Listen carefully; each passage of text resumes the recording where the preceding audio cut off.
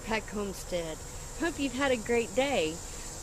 Today we are going to make fermented, hope I didn't drop any of my green tomatoes, because the bugs are boring into them before they're ripe and I'm losing a lot of them. It's really late in the season. It's August 30th, 2018 today. So I think I better preserve my harvest. So today we're going to make pickled tomatoes, basically, lacto fermented green tomatoes. Now we gotta go harvest some dill. Alright, we'll be in the house. Let's go harvest some dill and go in the house and let's do it.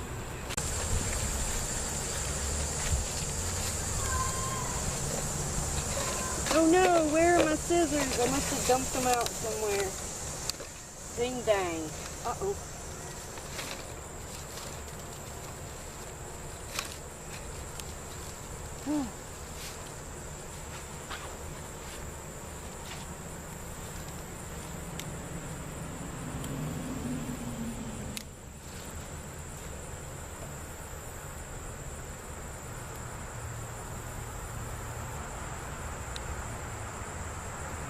Fresh dill. I dropped a piece. Where did it go? Where did it go? I dropped a piece. Oh well.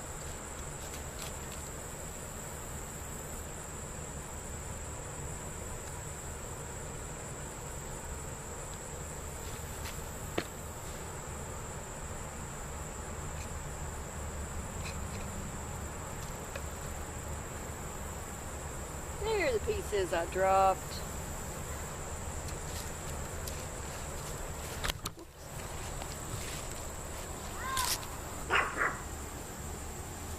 Okay, if that's not enough dill, I've got some drying in the house. Okay, so we are back inside. We finished picking our green tomatoes and harvesting some dill. And while I've been inside, I've went ahead and prepared a few things to show you. This is my quart jar, and in my quart jar I have several sprigs of dill, a half a teaspoon of holy basil, half a teaspoon of turmeric, 3 peppercorns, and 1 clove of garlic peeled and smashed. Okay, not chopped, but you know how you smash it with your knife to get the peel off? That's what I'm talking about, because if you look, where's my garlic clove? Covered in turmeric. That's where it is. See, it's still whole. It's just a little smashed. Okay? So that's what we have in our 2 jars, the same spice mixture. And also what I got ready to go was the brine. You need to use non-chlorinated water. Well water is great. Drinking water, bottled water, any water that does not have chlorine in it. So I go to my dad's and get well water because I'm on nasty chlorinated water. So I took that well water and I put it in my kettle and I boiled it, and then in this jar I put pink Himalayan salt. Also, you need to not use salt with anti-caking agents and iodine. Do not use those salts. You need a pure sea salt, kosher salt. Canning salt works. I just prefer pink Himalayan salt. It's a sea salt, and I love it. It's my favorite salt to use. So to your quart jar, the salt ratio to your water, for the salt for the quart jar, is 1 tablespoon and 1 teaspoon of salt in a pint of water dissolved. Okay, that's how you make your brine. But I did a double because I'm going to do 2 quarts. So this actually has 2 tablespoons of salt and 2 teaspoons of salt in a quart of hot water. Okay, so that's our brine and our spices. Now on to chopping up the tomatoes. Be right back. Okay, I'm back. As you see, I ended up with 3 quart jars of my green tomatoes. These were the, excuse me, Sappy. See how beautiful they are? I decided to put some of my not quite ripe but red tomatoes in just to make some pretty. Yeah, and so I ended up with 3, and the smaller tomatoes I just cut in half and got the little core out and packed them in, being sure to leave a head space.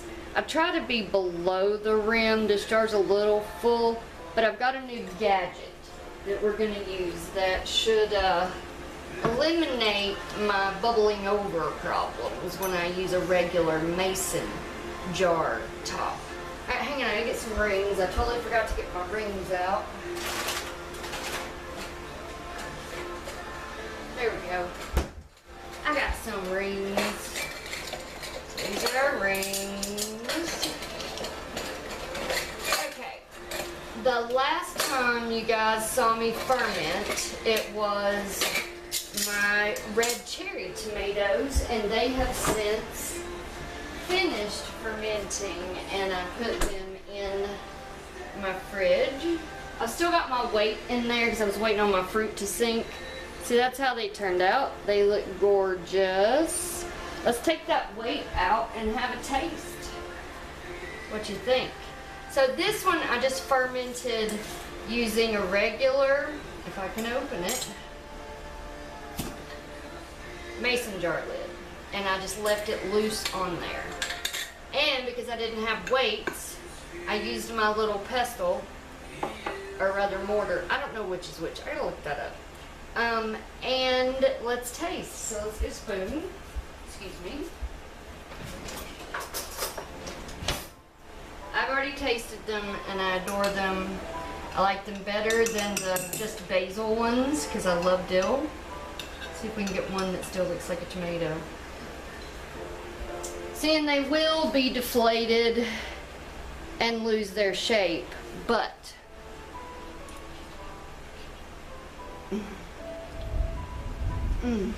it's thundering. I need to go close the bunnies soon. Oh my goodness, that was so good. It was the best tasting pickle I've ever had in my life, hands down. They're great. Thus why I am making more pickled tomatoes, but this time green ones. So our new gadget we're going to use, these. These are very similar to mason tops. So they look a lot like mason tops.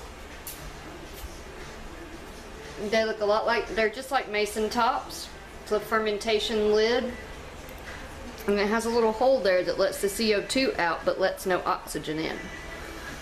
So, and I got these on Amazon.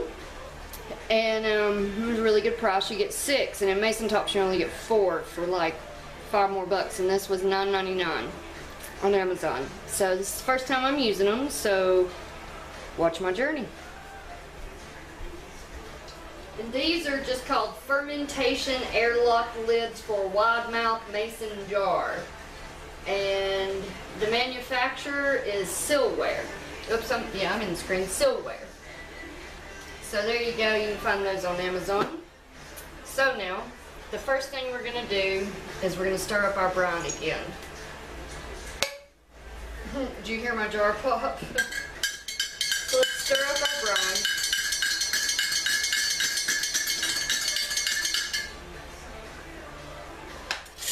Now, we're going to fill this up. We're going to put half of this liquid in 2 jars. So make sure to leave head space. I don't know if I showed that very well. This jar has a better head space going on. See how there's like right at the bottom of the rim I stopped because it's going to get bubbly. So you know you're going to make room for those bubbles. Safi, get out of the laundry. Get out. Oh, she's afraid it's thundering. Okay, stay in the laundry then. And so that's your head space right there. Okay? Now, let's pour our brine into our jars. And this brine is just warm. And you want your vegetables covered. Okay? So there's the second jar going in. Okay. Now then, I have a whole separate jar for this guy because I had to make a new plan for 3 quarts, but I didn't think I had enough to do 3 quarts, so there you go. So then we pour the brine in.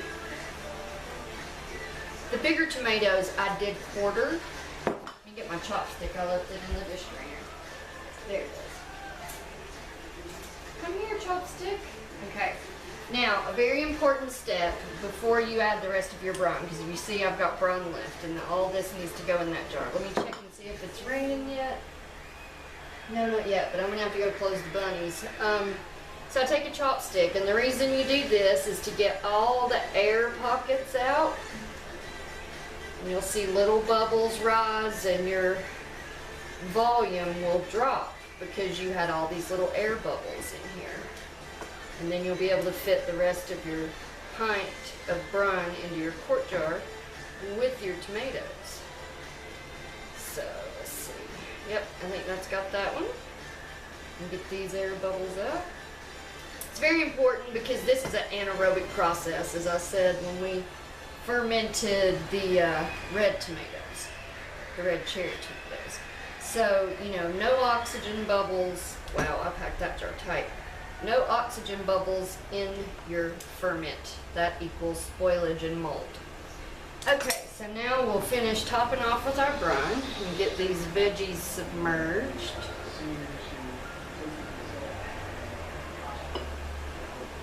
Keep switching jars because I had these mixed up for with separate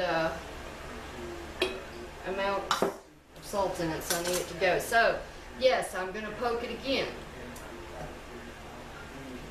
And I don't want any air bubbles.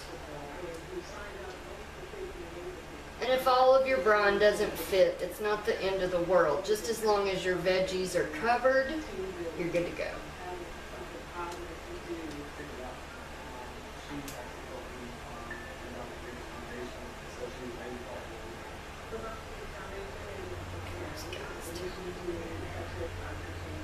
I think this one still has a few air bubbles. It just feels a little full. But this is the one that I had less headspace in. Alright, so we've got our brine into our jars. And as you can see, when I come over here, our veggies, wow, that's dark. It's fixing to rain. Our veggies are not quite under. See right there, you can see that tomato sticking up right there. So we're gonna put a weight in it, and instead of using my lovely little mortar and pestle, or pestle, whichever part that is, I gotta look that up. We're gonna use these. These are known as pickle pebbles or fermentation weights. Just a piece of thick clear glass. This design has a handle on it, so it's easy to remove. I got these on Amazon as well. This was Chris's birthday present, and his birthday was yesterday. And so this is the Grooved Weights Plus, and you get 5 of them. And I think this was 10 bucks too. Okay, on Amazon, and the brand is Agga, A-G-G-A, who knows? Okay, so now I'm going to submerge my weight, and I'm going to go over the sink because I'm probably going to spill.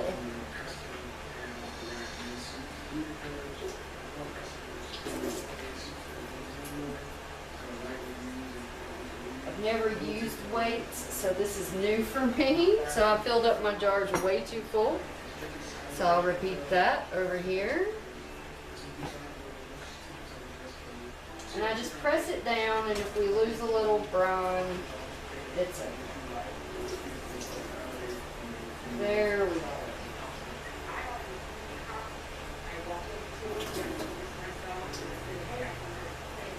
Now, as you can see, those tomatoes are nicely submerged. And we'll do it again. Oh, I forgot to get over the sink before I did that one.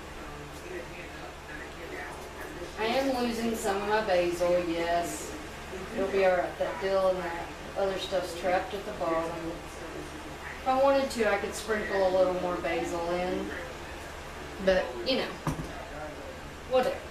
Alright, so now I'm going to wipe off my rim because obviously I've made a mess.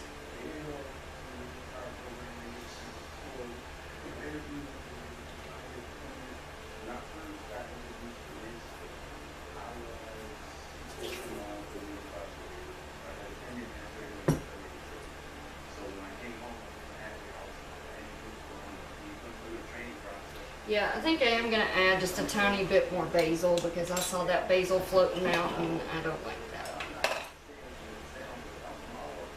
So I'm going to lift out my weight and sprinkle the basil in and then squash that back down.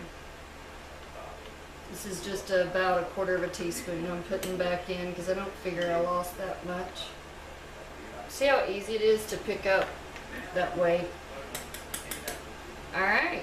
I believe we're ready to put our fermentation lids on. Ah, I'm so excited I don't have to come back and burp. I just watch it. Yay! Okay, let's wipe our, clean paper towel. Let's wipe our jar lids, or jars off. Make sure there's nothing gonna go between the lid. Okay, look, it's a pretty pink one. Put it there. That one there, so make sure it's kind of dry. Put that one there.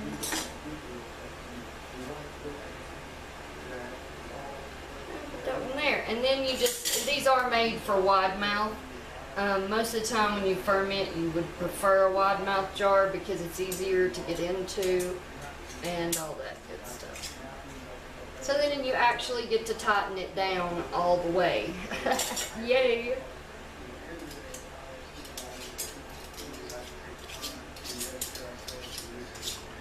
Whoops, about knocked that one off, didn't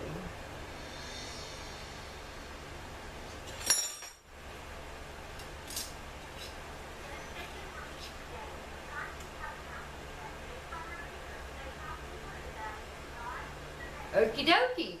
Now I'll leave these on the counter from anywhere from 4 to 7 days. I let this ferment for 7 days. I tasted it at 4.